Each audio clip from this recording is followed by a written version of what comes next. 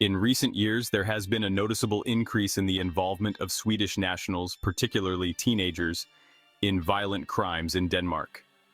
Swedish youth have been linked to around 40% of the gang-related murders in Copenhagen in the past few years.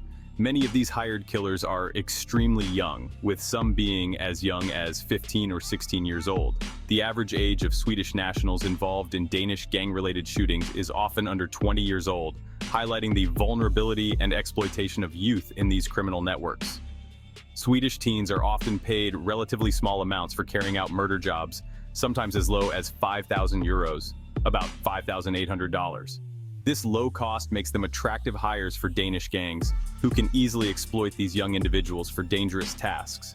Danish gangs often recruit these Swedish teens through social media platforms and encrypted messaging apps. The use of digital tools has made it easier for gangs to lure and manipulate vulnerable youth from across the border without direct physical contact initially. Just this year, in 2024, there have been at least 11 major crimes committed by Swedish teenagers. Let's get into it. A 15-year-old Swedish boy, already in custody for weapons possession, now faces attempted murder charges in Denmark.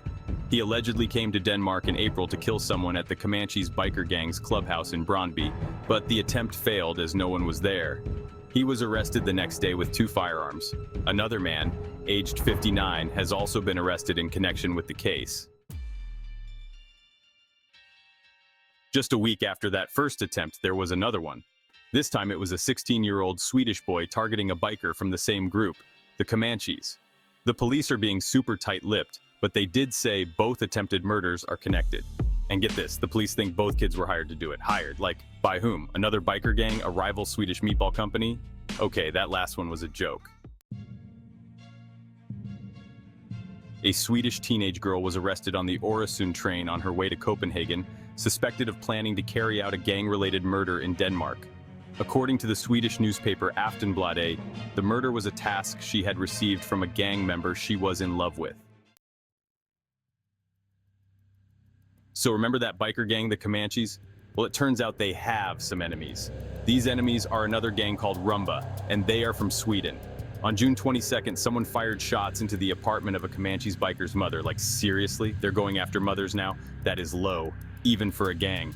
Thankfully, no one was hurt, but it just shows how dangerous this rivalry is getting. Just a week after the shooting, there was a huge explosion at a jewelry store in Copenhagen. The conflict between Danish Comanches and Swedish Rumba was allegedly also the reason for an explosion at the jeweler Himalaya Diamonds on Toftegard's Plaids in Valby. Like, seriously, this is some Ocean's 11 stuff.